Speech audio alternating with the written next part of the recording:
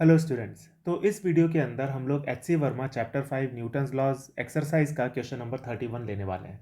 तो चलिए हम क्वेश्चन को पढ़ लेते हैं। Consider the situation shown in the figure.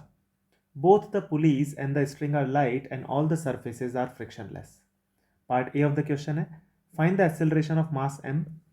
Part B find the tension in the string. Part C calculate the force exerted by the clamp on the pulley A in the figure. ये question है। ठीक है, एक बार आप खुद से question को try कर लीजिए वीडियो को पॉज करके, फिर उसके बाद में आप मेरे सॉल्यूशन को देखिए। तो चलिए हम सॉल्व करते हैं। देखिए, तो देखिए सबसे पहला स्टेप क्या होता है, फ्री बॉडी डायग्राम बनाना। तो मान लेते हैं कि इस स्ट्रिंग के अंदर टेंशन टी है, तो यहाँ भी टी आ जाएगी, यहाँ भी टी, यहाँ हो जाएगी 2t। तो इसके ऊपर 2t ऐसे लग रहा होगा, यहाँ पे टी ऐसे लग रही होगी।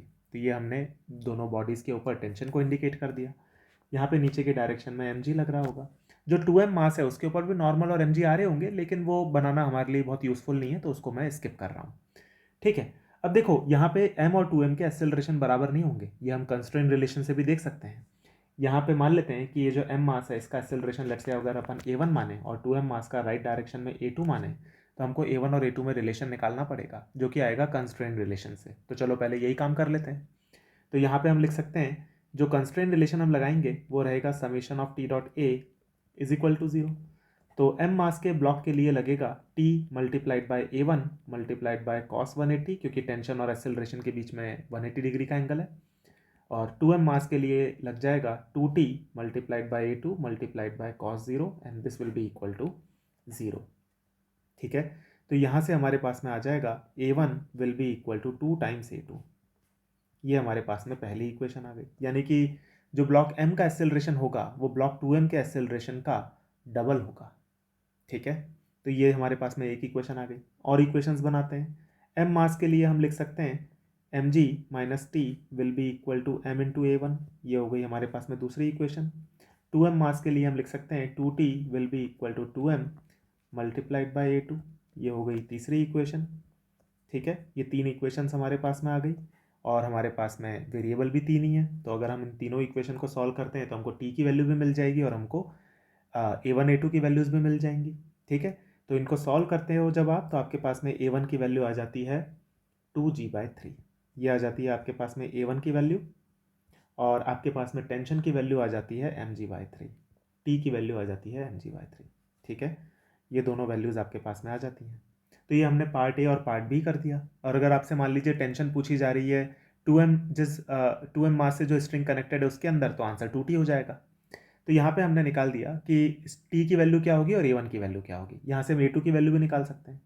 a2 की जो वैल्यू आएगी यहाँ से, वो हम बोल सकते हैं कि वो a1 का जो एक्सेलरेशन उसकी आधी हो जाएगी, तो वो हो जाएगा सिंपली g/3। ये हमारे पास में सारी की सारी वैल्यूज़ आ गई। तो हमारा पार्ट ए सॉल्व हो गया एक्सेलरेशन, पार्ट बी सॉल्व हो गया टेंशन। अब हमसे तीसरे पार्ट के अंदर पूछा हुआ है कि क्लैंप के कारण पुली के ऊपर कितना फोर्स आ रहा होगा। अब ये पार्ट इंटरेस्टिंग है। तो देखो इसको कैसे करेंगे। पुली का अपन फ्री बॉडी डायग्राम बना लेते हैं। तो ये है पुली। क्लैंप का है यहाँ पे। क्लैंप जो है, ये जो चीज़ है, जो पुली जिससे कनेक्टेड है, ये क्लैंप है।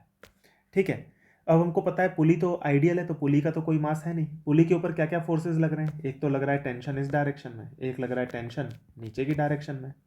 तो इन दोनों टेंशन के कारण पुली के ऊपर एक दबाव आ रहा होगा। वो किस तरफ आएगा, वो आ जाएगा इस तरफ। लेट्स से इसको मैं एक अलग कलर से शो कर देता हूँ, नहीं तो कन्फ्यूजन क्रिएट होगा। तो टेंशन का जो फोर्स आ रहा होगा वो रिजल्टेंट, हम ये देख सकते हैं दो टेंशन परपेंडिकुलर डायरेक्शन में है और ये दोनों इक्वल हैं। तो हम बोल सकते हैं इनका रिजल्टेंट जो आएगा वो √2t हो जाएगा। √2 मल्टीप्लाइड बाई टी। टी जो है वो बाहर अंडर रूट के, और ये जो एंगल बन जाएगा ये हो जाएगा 45 डिग्री, 45 डिग्री। तो ये आ रहा होगा टेंशन का रिजल्टेंट। अब क्योंकि ये जो पुली है ये स्टेशनरी है, यानी कि ये जो क्लैंप है, ये क्लैंप इसके ऊपर इतना ही इक्वल एंड अपोजिट फोर्स लगा रहा होगा। मान लेते हैं जो रिएक्शन नॉर्मल कॉन्टैक्ट फोर्स जो आ रहा है क्लैंप के कारण पुली के ऊपर, वो n है। तो n जो है वो √2t के ही बराबर होना चाहिए, तभी वो पुली को स्टेशनरी बना के रख पाएगा। ठीक है ना। तो यहाँ से हमारे पास में आ जाएगी n की वैल्यू √2t के बराबर। और √2t का मतलब कितना हो गया, √2 मल्टीप्लाइड बाय mg/3। ये हो गई हमारे पास में वो नॉर्मल कांटेक्ट या फिर रिएक्शन फोर्स जो कि क्लैंप के कारण पुली के ऊपर आ रहा होगा, उसकी वैल्यू। और इसका डायरेक्शन क्या आएगा, इसका डायरेक्शन आएगा at 45 degree from the horizontal. तो ये theta is equal to 45 degree हम ऑलरेडी निकाल चुके हैं। ठीक है ना। तो ये हमारे पास में क्वेश्चन पूरा का पूरा सॉल्व हो गया। कई बार स्टूडेंट्स इसके अंदर कंफ्यूज होते हैं कि एक क्लैम्प से नीचे एक स्ट्रिंग आके कनेक्ट हो रही है, तो उसको क्या हमें काउंट नहीं करना होगा? नहीं करना होगा, क्योंकि ये जो टेंशन लग रही है क्लैम्प के ऊपर है, ये पुली के ऊपर नहीं है। तो पुली के ऊपर जो रिएक्शन फोर्स आएगा वो केवल उसी फोर्सेस के करस्पॉन्डिंग आएगा जिन फोर्सेस के कारण पुली एक दबाव महसूस कर रही है और क्लैम्प को दबा रही है। तो क्लैम्प को पुली जिस फोर्स से दबाएगी, तो क्लैम्प भी उतना ही रिएक्शन फोर्स पुली को दे देगा इन द अपोजिट डायरेक्शन, और वही एन की वैल्यू हमने निकाली है।